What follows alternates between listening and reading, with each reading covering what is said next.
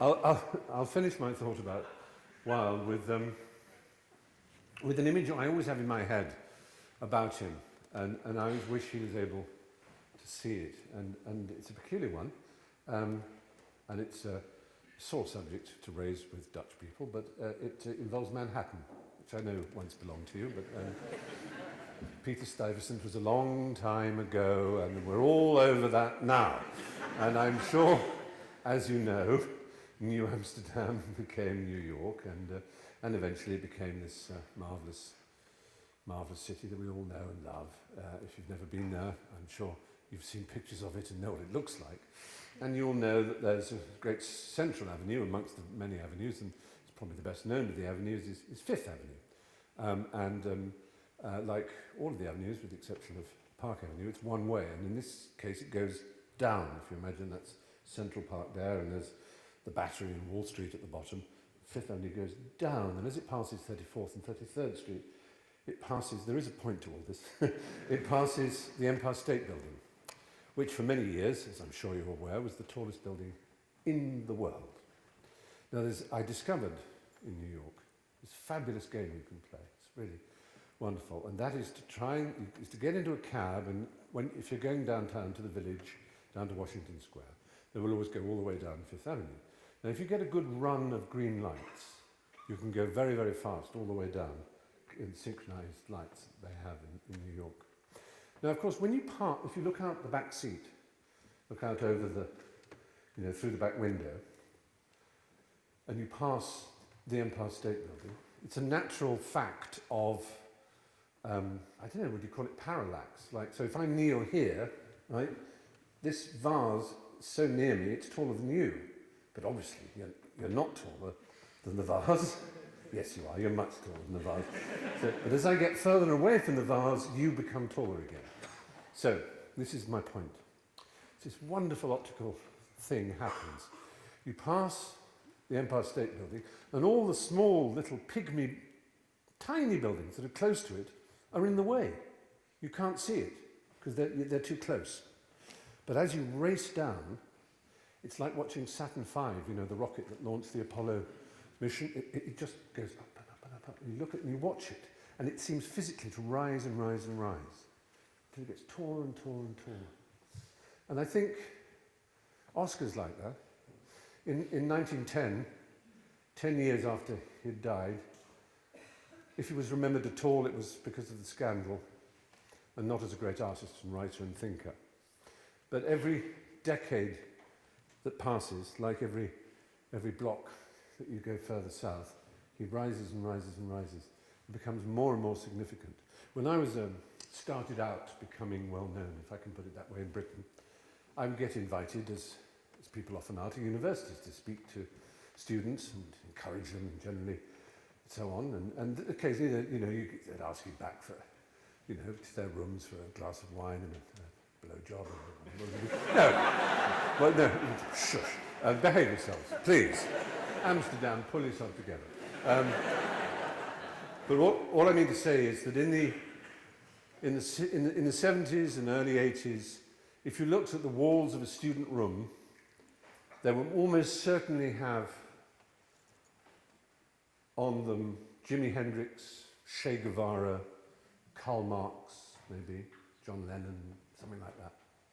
Because there was a time when young people believed, and they really did believe it, we may laugh now, but they believed if the world was going to be set free, it would be set free by revolutionary politics and rock and roll music. And it was a firm and it was a passionate belief that these people were the great heroes. Che Guevara and John Lennon were, in a sense, brothers in the same fight. Now, something happened in the 1980s, whether it was Margaret Thatcher, whether it was Ronald Reagan, whether it was the fall of the Berlin Wall and the revelation of communism for what it truly was. But I noticed, as I went back to student rooms, that rather than Karl Marx on the wall, rather than Che Guevara, rather than Jimi Hendrix or John Lennon, you'd be more likely to see a poster of Oscar Wilde or Albert Einstein, because students now believed, quite rightly, that if the world is to be made better, it will be through the life of the mind. not through violence, not through music. Wonderful as music can be, it will be through. And most of us don't understand Einstein. We don't really know, if we're honest, exactly what he meant. There's a sort of vague idea that light can be bent by gravity and that that's quite important. And that there's a relationship between energy and speed of light and mass, and that, but we don't really know what it means. But we can look at the face of Albert Einstein and we see a lined, intelligent, humane face, a face of an internationalist, like a Schweitzer, or someone, you see a good face. And you look at Oscar Wilde and you see the Prince of Bohemia, the Prince of students everywhere. And for me, that's Wilde. It continues to be a symbol of the eternal student. And if there's one thing I would beg to be in all my life, it is a student forever.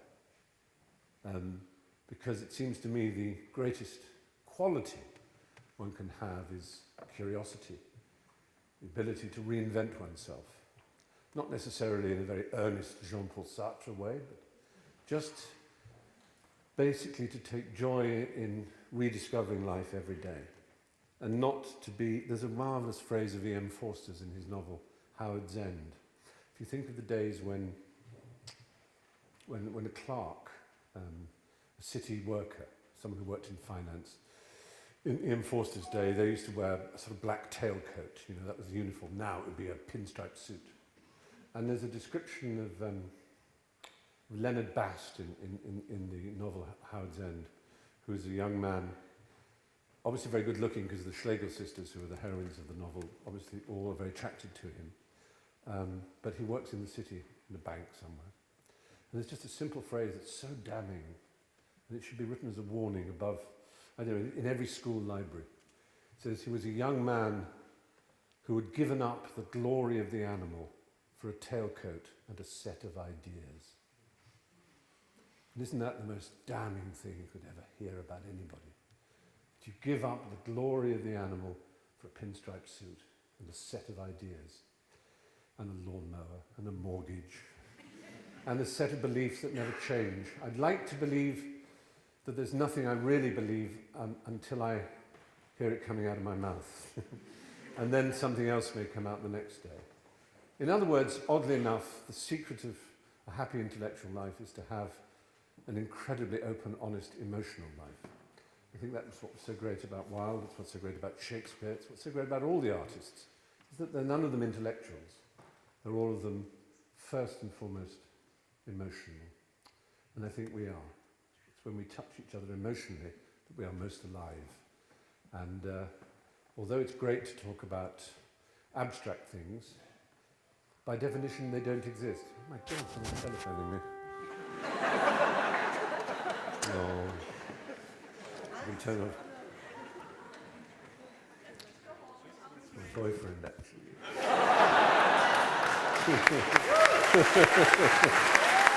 But,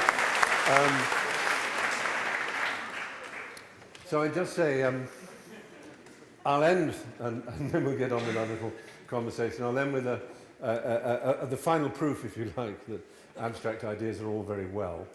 And that was G.K. Chesterton, a not particularly well-known British writer these days, though he did create a very fine detective in the character of Father Brown and wrote some very good novels and some amazing essays, but he was most particularly sort of paradoxicalist, a bit like Wilde, but of a very different kind. And there were two things he said. One, he always tested any idea against reality, which is essentially what a comedian does. It's what Woody Allen does, Not only do I not know if there's a God, I don't know if you can ever get to see a dentist on Saturdays, That's sort of putting the abstract next to the particulars. There's a thing Chesterton wrote that always amused me about feminism. He said, I read in a newspaper the other day, he lived a long time ago, so we're talking about this, maybe this was like 1905 or something. He said, I read in a newspaper the other day the following words: at the trumpet call of Ibsen and Shaw, modern woman rises to take her place in society. And I thought, that's very good. That's marvellous news. And I thought, I wonder if it's true. Now, who's a modern woman that I know? Oh, I know, Mrs. Wilkins, who comes in and cleans my floors every Tuesday and Thursday. She's a lovely woman. She lives around the corner. She's got a big family. She's quite poor, but she's very nice. If I say to myself, at the trumpet call of Ibsen and Shaw, Mrs. Wilkins rises to take her place in society, I realised that what the journalist wrote was not only nonsense, but it was wicked nonsense. And that's the point. You've got to, it's like an algebra sum. You've got to do the substitution. You can't just say A and B. And that's a point he made as well. He said, you know, it's a funny thing. If I were to say in the world that one knee with little yellow spots and a few hairs sprouting on it, plus another knee with yellow spots and a few hairs sprouting on it, made two knees with yellow spots and hairs sprouting out of them, people say, oh, you're stupid. But if a philosopher or a mathematician says A times A equals 2A, people go, yes. He said, you know, the funny thing is, in the whole wide range of the universe, there is no such thing as A.